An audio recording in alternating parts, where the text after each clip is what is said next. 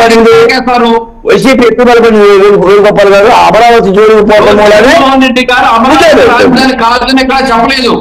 అమరావతి ఏదైతే చట్టసభలు అక్కడి నుంచి నడుపుతామని పదే పదే చెప్తున్నా కూడా మీరు అక్కడ ప్రాంత ప్రజలను తప్పుదోవ పట్టే ప్రయత్నం చేస్తున్నారు. మీరు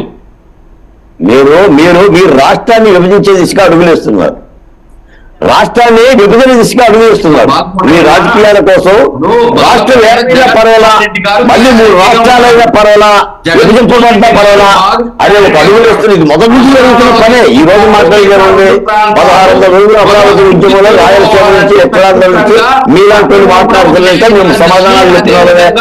కాబట్టి ఈ విభజన రాష్ట్రం మీరు అనుకుంటున్నారు విశాఖపట్నం రాజధాని విశాఖపట్నం వాళ్ళు చొక్కా తిప్పేసి పైకెగరేసి ఓట్లేస్తారనుకుంటున్నారేమో. ఎట్టి పరిస్థితులు వేయరు. అసలు ఈ విభజన మంత్రులే దుర్మార్గమైన సందర్భం. ఇదే మీ వైసీపీ పతనానికి కారణమవుతుంది. నేను చెప్తున్నాను కదా, వైసీపీ పతనానికి కారణమే అది తీసుకున్న నిర్ణయాలు. ఎన్నికలు కమర్షాలు చెప్తారు.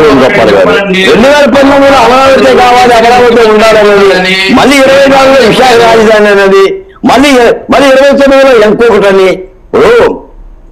మనకన్నా ప్రజలు ఆలోచిస్తారు.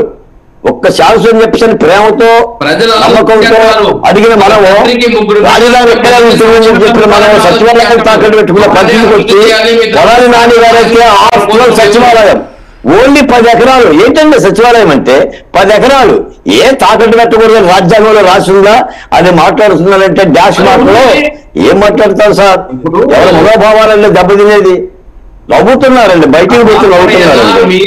అమరావతి గురించి మాట్లాడాలంటే గుండెలు అలసిపోతాయండి, నవ్వుతున్నారండి. మీకు సత్యం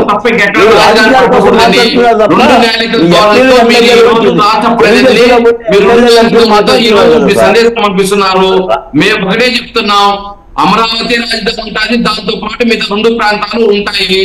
మేము మేనిఫెస్టో ప్రజలు కోరడం కూడా అదే చెప్తున్నాం. 3 ప్రాంతాలు అభివృద్ధి చెందాలంటే 3 ప్రాంతాలు అమరావతి, కర్నూలు, విశాఖపట్నానికి 3 రాజధానులు, 3 క్యాపిటల్స్, అదే విధంగా 3 ప్రాంతాలు అభివృద్ధి చెందాలని మీరు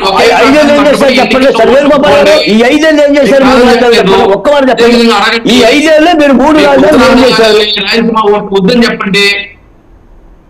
కాదండి, 5 ఏళ్ళు మీరు 3 రాజధానులు ఏం చేశారు? కర్నూలు ఏం చేశారు? విశాఖపట్నం ఏం చేశారు? అమరావతిని ఏం చేశారు? చెప్పండి ఒక్క మాట. ఇప్పుడు చంద్రబాబు నాయుడు గారు 2 ఏళ్లలో సచివాలయం కట్టిండు, అసెంబ్లీ కట్టిండు,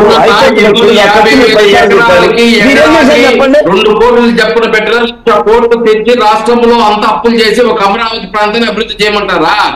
అందుకని ఒక పేపర్ కూడా విశాఖపట్నం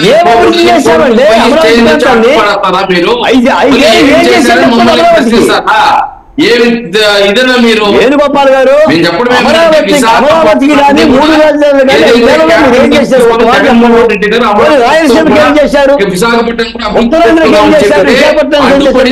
కోర్టుల ద్వారా పోయి మీరు ఒక పేపర్ కూడా, ఒక వైట్ పేపర్ కూడా ఇక్కడి నుంచి కదలకూడదని చెప్పి స్టేజ్ ఇచ్చింది మీరు.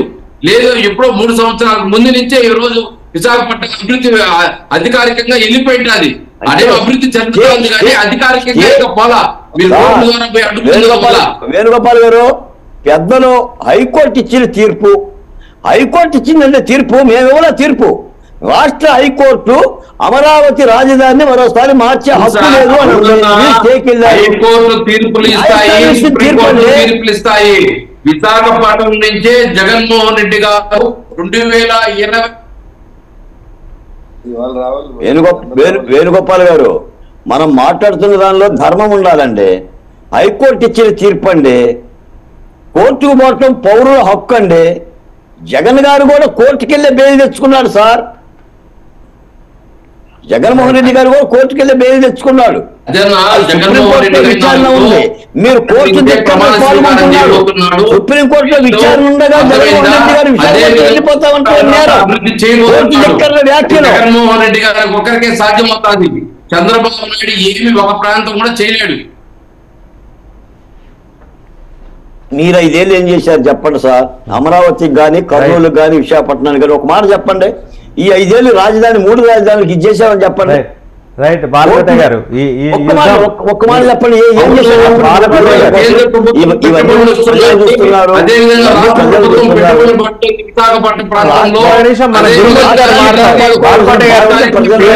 నాయకులు గురుమూర్తి గారు వెళ్ళలేదు అంతే